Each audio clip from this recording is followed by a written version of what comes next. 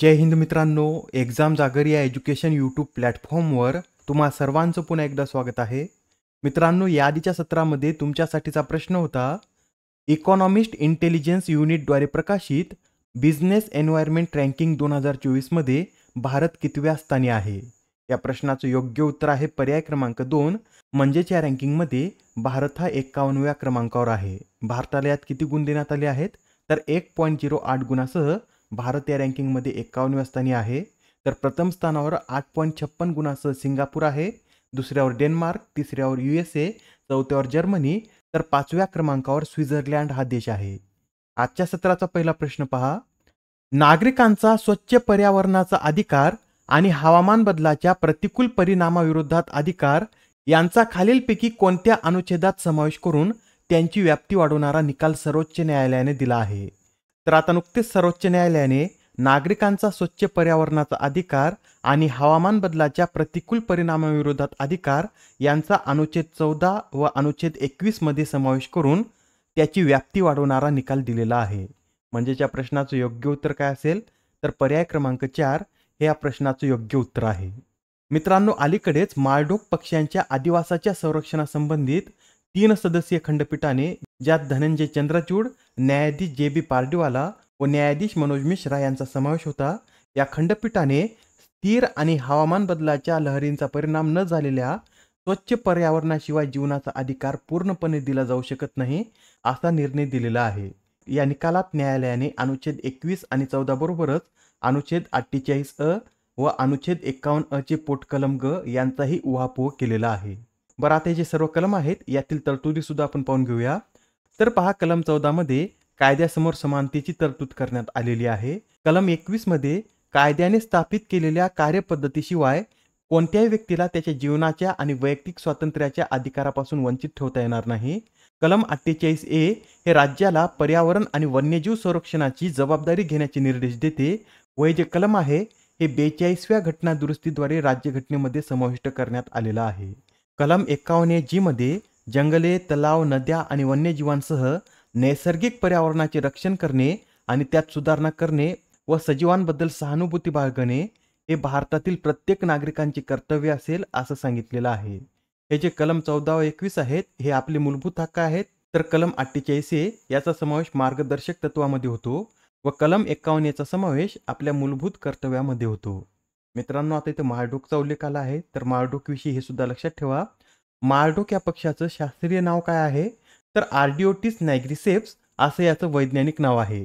याला इंग्रजीत great Indian bustard या नावानं सुद्धा ओळखलं जातं. तर आपल्या विदर्भात याच पक्षाला हुम असं म्हटलं जातं. मित्रांनो, हा जो पक्षी आहे या पक्षाला 1972च्या वन्यजीव संरक्षण अधिनियमाद्वारे संकटग्रस्त म्हणून जाहीर करण्यात आलेला आहे. भारतामध्ये हा पक्षी फक्त आंध्र प्रदेश, कर्नाटक, गुजरात, मध्य प्रदेश, महाराष्ट्र व राजस्थान याच राज्यात आढळतो व माळढोक हा राजस्थान राज्याचा राज्य पक्षी देखील आहे. आपल्या महाराष्ट्रामध्ये हा पक्षी कुठे आढळतो? तर आपल्या महाराष्ट्रामध्ये हा पक्षी अहमदनगर, नागपूर, बीड तसेच सोलापूर या जिल्ह्यामध्ये आढळतो आणि सोलापूर जवळील नानज अभयारण्यात या पक्ष्यासाठी संरक्षित अरण्य देखील स्थापन करण्यात आलेला आहे. IUCNच्या यादीमध्ये या पक्षाला क्रिटिकल एंडेंजर्ड मध्ये ठेवण्यात आलेला आहे. प्रश्न क्रमांक 2. महाराष्ट्रातील कोणत्या जिल्ह्यातील सितार आणि तानपुऱ्याला GI टॅग देण्यात आला आहे? तर आता महाराष्ट्रातील सांगली जिल्ह्यातील सितार आणि तानपुऱ्याला हा GI टॅग देण्यात आलेला आहे. मित्रांनो, सांगली जिल्ह्यामधील मिरज हे शहर वाद्य बनवण्यासाठी प्रसिद्ध आहे व आता या शहरामधील सतार आणि तानपुऱ्याला GI टॅग मिळालेला आहे. मिरजेतील सतार आणि तानपुरा बनवण्याची परंपरा ही 300 वर्षांहून अधिक जुनी आहे. सितारसाठी मिराज म्युझिकल इन्स्ट्रुमेंट क्लस्टरला तर तानपुऱ्यासाठी सोलट्यून संगीत वाद्य उत्पादक कंपनीला GI टॅग मिळालेला आहे. बरं, तुम्हाला लक्षात आहे का, अलीकडेच आपण पाहिलं होतं की चांदीच्या हुपरी ब्रँडला GI टॅग देण्यात आलेला आहे व हा जो चांदीचा हुपरी ब्रँड आहे हा कोल्हापूर जिल्ह्यातील आहे. प्रश्न क्रमांक 3. 16व्या वित्त आयोगाचे सदस्य म्हणून कोणाची नियुक्ती करण्यात आली? तर आता 16व्या वित्त आयोगाचे सदस्य म्हणून मनोज पांडा यांची नियुक्ती करण्यात आलेली आहे. मनोज पांडा हे 16व्या वित्त आयोगाचे पूर्णवेळ सदस्य म्हणून कार्य करतील. त्यांची नियुक्ती ही राज्याध्यक्ष यांच्या जागी करण्यात आलेली आहे. राज्याध्यक्ष यांनी वैयक्तिक कारणामुळे 16व्या वित्त आयोगाचे सदस्यत्व सोडलेलं आहे व आता त्यांच्या ठिकाणी मनोज पांडा यांची नियुक्ती करण्यात आलेली आहे. मनोज पांडा हे एक प्रख्यात अर्थशास्त्रज्ञ आहेत व यापूर्वी ते इन्स्टिट्यूट ऑफ इकॉनॉमिकल ग्रोथ येथे RBI चेअर प्रोफेसर म्हणून कार्यरत होते. हा जो 16वा वित्त आयोग आहे याविषयी हे सुद्धा लक्षात ठेवा. 16व्या वित्त आयोगाचे अध्यक्ष हे अरविंद पानगडिया आहेत व 16व्या वित्त आयोगाची स्थापना 31 डिसेंबर 2023 रोजी राष्ट्रपती द्रौपदी मुर्मू यांनी घटनेच्या कलम 280 अंतर्गत केलेली आहे. या 16व्या वित्त आयोगाचे सचिव कोण आहेत तर ऋत्विक रंजनम पांडे हे या 16व्या वित्त आयोगाचे सचिव आहेत. हा वित्त आयोग 31 ऑक्टोबर 2025 पर्यंत आपल्या शिफारसी सादर करणार आहेत आणि याची अंमलबजावणी 1 एप्रिल 2026 पासून पुढील 5 वर्षासाठी होईल. बरं, सध्या 16व्या वित्त आयोगाचे पूर्णवेळ सदस्य कोण कोण आहेत तर यामध्ये Ajay Narayan Jha, any George Matthew व मनोज पांडा यांचा समावेश आहे. तर अर्धवेळ सदस्य म्हणून स्टेट बँक ऑफ इंडिया ग्रुपचे मुख्य आर्थिक सल्लागार डॉक्टर सौम्या कांती घोष यांची नियुक्ती करण्यात आली आहे. आता हा प्रश्न पहा, यात काय विचारला आहे तर जपानी ग्रँड प्रिक्स स्पर्धेचं विजेतेपद कोणी पटकावलं आहे. या प्रश्नाचं योग्य उत्तर आहे पर्याय क्रमांक 2 म्हणजेच मॅक्स वर्स्टापेन यांनी या जपानी ग्रँड प्रिक्स स्पर्धेचं विजेतेपद पटकावलेलं आहे. यावर्षी ज्या आतापर्यंत ग्रँड प्रिक्स स्पर्धा झाल्या आहेत त्यांची विजेते सुद्धा आपण पाहून घेऊया. तर पहा, बहरीन आणि सौदी अरेबिया ग्रँड प्रिक्स स्पर्धेचं विजेतेपद हे मॅक्स वर्स्टापेन यांनीच पटकावलेलं आहे. तर ऑस्ट्रेलिया ग्रँड प्रिक्स स्पर्धेचं विजेतेपद हे कार्लोस सेंज यांनी पटकावलेलं आहे. प्रश्न क्रमांक 5, कोणते बंदर हे भारताच्या नियंत्रणाखालील दुसरे आंतरराष्ट्रीय बंदर ठरले आहे. तर आता सितवे हे बंदर भारताच्या नियंत्रणाखालील दुसरेच आंतरराष्ट्रीय बंदर ठरलेलं आहे. नुकतेच आता परराष्ट्र मंत्रालयाने इंडिया पोर्ट्स ग्लोबलला हे बंदर ताब्यात घेण्यात सहमती दिलेली आहे. बरं, सितवे बंदर कोणत्या देशातील आहे तर हे बंदर म्यानमार देशाचं असून म्यानमारमधील कलादान नदीवर हे बंदर स्थित आहे. या सितवे बंदराचा विकास भारत आणि म्यानमार यांच्यातील Kaladan multi model transit transport प्रकल्पाअंतर्गत करण्यात आला आहे. बरं, आता हे भारताच्या नियंत्रणाखालील दुसरे आंतरराष्ट्रीय बंदर आहे. तर पहिलं बंदर कोणतं आहे तर इराणमधील शाहिद बेहेस्ती बंदर, ज्याला चहाबार बंदर या नावानं सुद्धा ओळखलं जातं, हे भारताच्या नियंत्रणाखालील पहिलं बंदर आहे. तर सितवे बंदर हे भारताच्या नियंत्रणाखालील दुसरं आंतरराष्ट्रीय बंदर ठरलेलं आहे. प्रश्न क्रमांक 6, बँगलोर इंटरनॅशनल इव्हेंट अँबॅसिडर म्हणून कोणाची नियुक्ती करण्यात आली. तर आता बँगलोर इंटरनॅशनल इव्हेंट अँबॅसिडर म्हणून डेम वेलेरी ॲडम्स यांची नियुक्ती करण्यात आलेली आहे.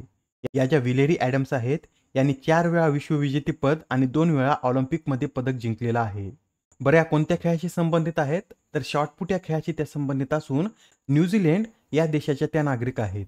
प्रश्न क्रमांक 7, कोणता देश हा रशियाकडून सर्वाधिक क्रूड ऑइल आयात करणारा देश ठरला आहे. तर आता रशियाकडून सर्वाधिक क्रूड ऑइल आयात करणारा देश हा चीन ठरलेला आहे. चीननं आता आपल्याला मागे टाकून रशियाकडून सर्वाधिक क्रूड ऑइल आयात करणारा देश हे स्थान पटकावलेलं आहे.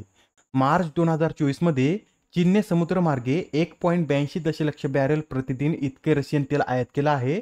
तर याच काळात आपल्या भारताने जवळपास 1.36 दशलक्ष बॅरेल प्रतिदिन इतकं रशियन कच्चे तेल आयात केलेलं आहे. प्रश्न क्रमांक 8, जगातील सर्वात वृद्ध हयात व्यक्ती कोण ठरले आहेत. तर आता जगातील सर्वात वृद्ध हयात व्यक्ती हे जॉन अल्फ्रेड टिनीसवूड ठरलेले आहेत. त्यांचं वय सध्या किती आहे तर त्यांचं वय सध्या 111 वर्ष 224 दिवस इतकं आहे व नुकतंच आता गिनीज बुकमध्ये त्यांचं नाव नोंदवण्यात आलेलं आहे. अलीकडेच आता जगातील सर्वात वृद्ध व्यक्ती जुवान विसेंट पेरेज मोरा यांचे वयाच्या 114व्या वर्षी निधन झाल्यानंतर जॉन अल्फ्रेड टिनीसवूड हे हयात असलेले सर्वात वृद्ध व्यक्ती ठरलेले आहेत. बरे, कोणत्या देशाचे नागरिक आहेत तर ते इंग्लंड या देशाचे नागरिक आहेत. आजच्या सत्रामधील शेवटचा प्रश्न पहा, परिवर्तन चिंतन या नावाची पहिली त्रिसेवा सशस्त्र सेना नियोजन परिषद कोठे आयोजित करण्यात आली होती. तर आता ही जी परिषद आहे ही परिषद 8 एप्रिल रोजी दिल्ली या शहरामध्ये आयोजित करण्यात आली होती व या परिषदेचं आयोजन केंद्रीय संरक्षण मंत्रालयाद्वारे करण्यात आलं होतं. आजच्या सत्रामधील तुमच्यासाठीचा प्रश्न पहा, ऑलिम्पिकमध्ये ज्युरी सदस्य बनणारी पहिली भारतीय महिला कोण ठरली आहे. आता या प्रश्नाचं उत्तर कमेंटमध्ये देण्याचा प्रयत्न करा. उत्तर चुकलं तरी काय हरकत नाही, कारण ज्यावेळेस तुम्हाला या प्रश्नाचं योग्य उत्तर माहीत होतं त्यावेळेस हा प्रश्न तुमच्या दीर्घकाळापर्यंत लक्षात राहतो. तर आता पुढच्या सत्रामध्ये पुन्हा भेटूया. धन्यवाद.